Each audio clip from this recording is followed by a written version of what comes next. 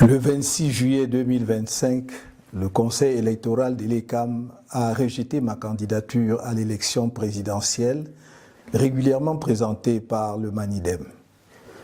Le 28 juillet, j'ai déposé un recours contre cette décision infondée devant le Conseil constitutionnel.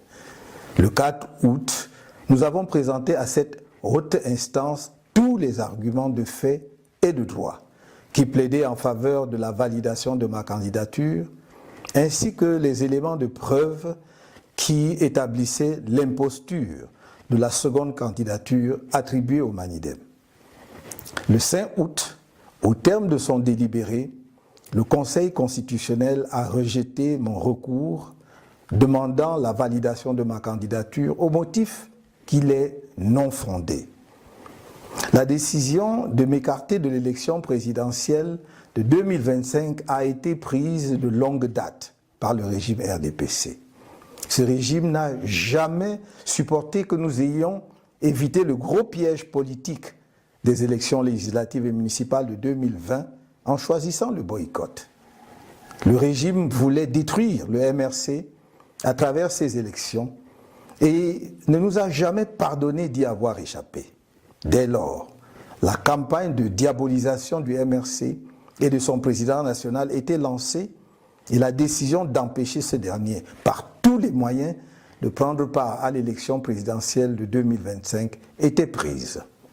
C'est dans cet esprit que les élections législatives et municipales prévues en février 2025 ont été reportées à mars 2026 afin d'empêcher le MRC d'avoir des élus et de pouvoir présenter son candidat à l'élection présidentielle d'octobre prochain.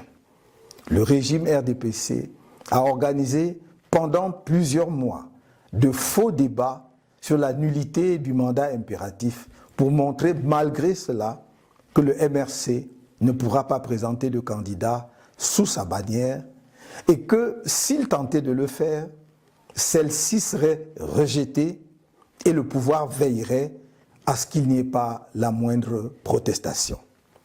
Bien plus, on nous a indiqué la seule voie qui s'offrait à nous. Faire présenter ma candidature par un des 18 partis politiques ayant obtenu des élus à l'issue des élections de 2020.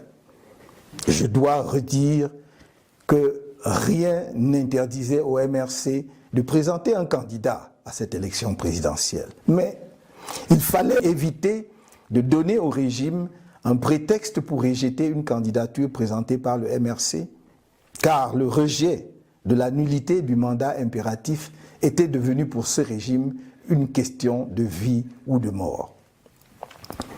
La présentation inattendue de ma candidature sous la bannière du MANIDEM fut un choc à peine voilé pour le pouvoir de Yaoundé.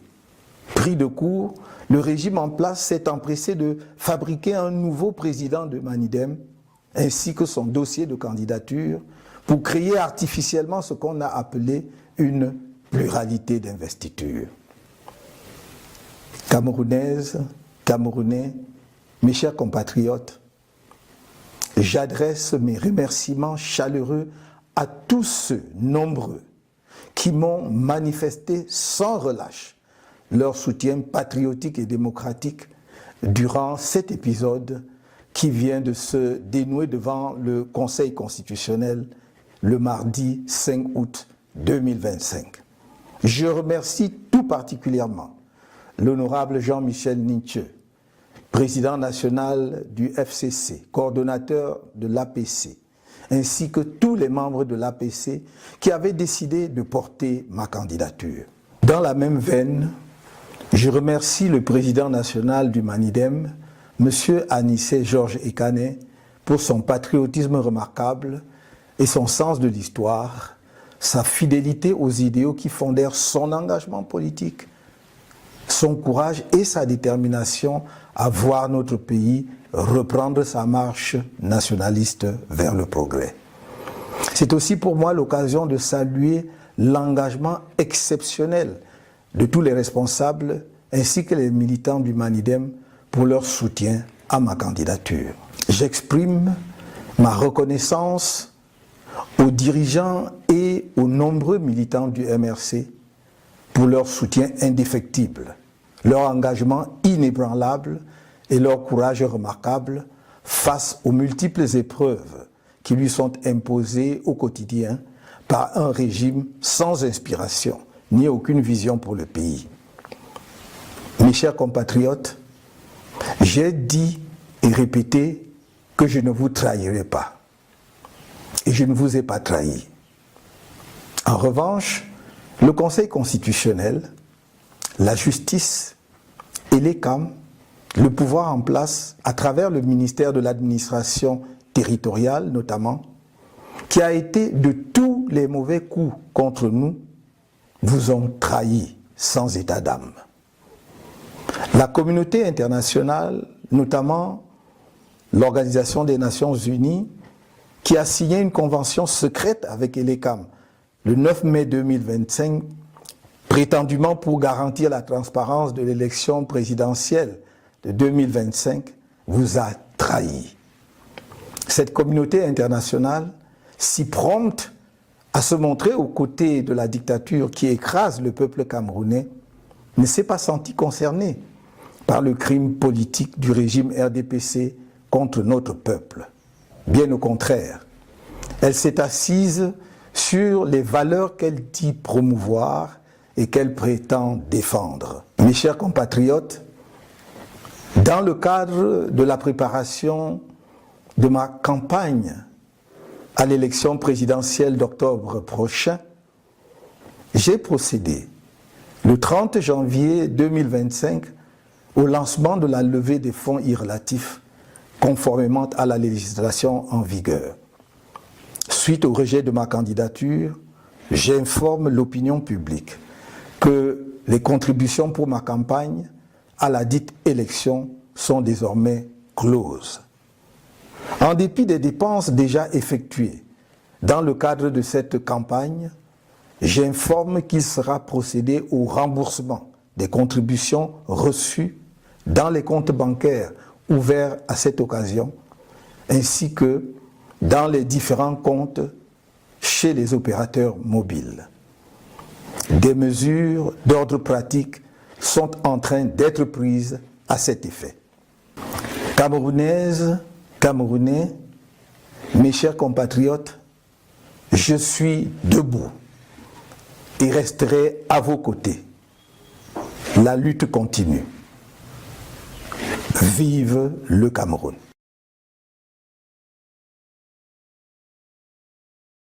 On 26 July 2025, the Electoral Council of ELECAM rejected my candidacy for the presidential election, which had been duly submitted by MANIDEM. On 28 July, I lodged an appeal against this unfounded decision with the Constitutional Council. On 4th August, we presented this High Court with all the factual and legal arguments in favor of validating my candidacy, as well as the evidence establishing the imposture of the second candidacy attributed to MANIDEM. On 5th August, at the end of its deliberations, the Constitutional Council rejected my appeal for validation of my candidacy on the grounds that it was unfounded. The decision to exclude me from the 2025 presidential election was taken a long time ago by the CPDM regime. This regime never accepted the fact that we avoided the big political trap of the 2020 legislative and municipal elections by choosing the boycott. The regime wanted to destroy the CRM through these elections and never forgave us for escaping.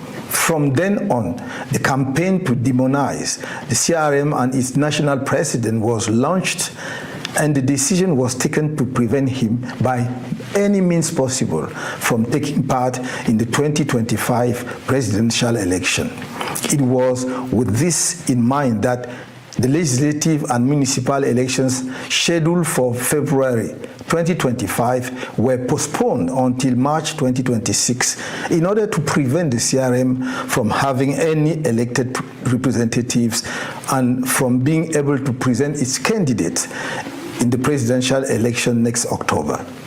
When it was discovered that The CRM had elected municipal representatives. The CPDM regime organized fake debates for several months on the nullity of the imperative mandate in order to show, in spite of this, that the CRM would not be able to present a candidate under its banner, and that if it tried to do so, it would be rejected and the authorities will ensure that there will be no protest whatsoever. What's more, we were told that the only option open to us was to have my candidacy put forward by one of the 18 political parties that has won seats in 2020 elections. I must repeat that nothing prevented the CRM from presenting a candidate for this presidential election, but we had to avoid giving the regime a pretext for rejecting a candidacy presented by the CRM, because rejecting the nullity of the imperative mandate had become a matter of life or death for this regime. The unexpected presentation of my candidacy under the Manidem banner came as a thinly veiled shock to those in power in Yaoundé. Taken by surprise, the regime in power rushed to create a new president of Manidem and his candidacy file to artificially create what was called a plurality of investiture. Cameroonians, my dear compatriots, I would like to extend my warmest thanks to the many people who have tirelessly shown me their patriotic and democratic support during this episode, which has just been resolved before the Constitutional Council on Tuesday, 5th August 2025. I would particularly like to thank the Honorable Jean-Michel Ninche, National Chairman of the FCC and the coordinator of the Political Alliance for Change, as well as the members of the Political Alliance for Change who decided to support my candidacy.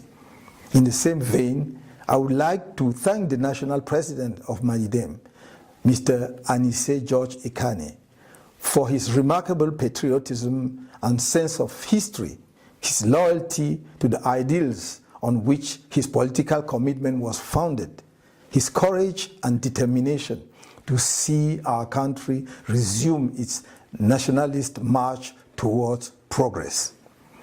This is also an opportunity for me to salute the exceptional commitment of all the leaders and activists of Manidem for their support for my candidacy. I would like to express my gratitude to the leaders and many militants of the CRM for their unfailing support, their unwavering commitment, and their remarkable courage in the face of the many trials imposed on them on a daily basis by a regime that has no inspiration and no vision for the country. My dear compatriots, I have told you again and again, I will not betray you. And I have not betrayed you. On the other hand, the Constitutional Council, the judiciary, ELECAM, the powers that be, through the Ministry of Territorial Administration in particular, which has been involved in all the wrong moves against us, have betrayed you without a second thought. The international community, notably the UN, which signed a secret agreement with ELECAM on 9th May 2025, supposedly to guarantee the transparency of the 2025 presidential election, has betrayed you. This international community, so quick to stand by the dictatorship that is crushing the Cameroonian people, did not feel concerned by the CPDM regime's political crime against our people. On the contrary, it has sat on the values it claims to promote and defend. My dear compatriots, as part of the preparations for my campaign for the presidential election next October, on 30 January 2025, I launched the fundraising campaign in accordance with the legislation in vigor. Following the rejection of my candidacy, I would like to inform the public that contributions to my campaign for the forthcoming elections are now closed. Despite the expenses already incurred in connection with this campaign, I hereby inform you that the contributions received in the bank accounts open for this purpose and in the various accounts with mobile operators will be reimbursed. Practical measures are being taken to this regard. Cameroonians, my dear compatriots, I'm on my feet and will remain at your side. The struggle continues. Long live Cameroon.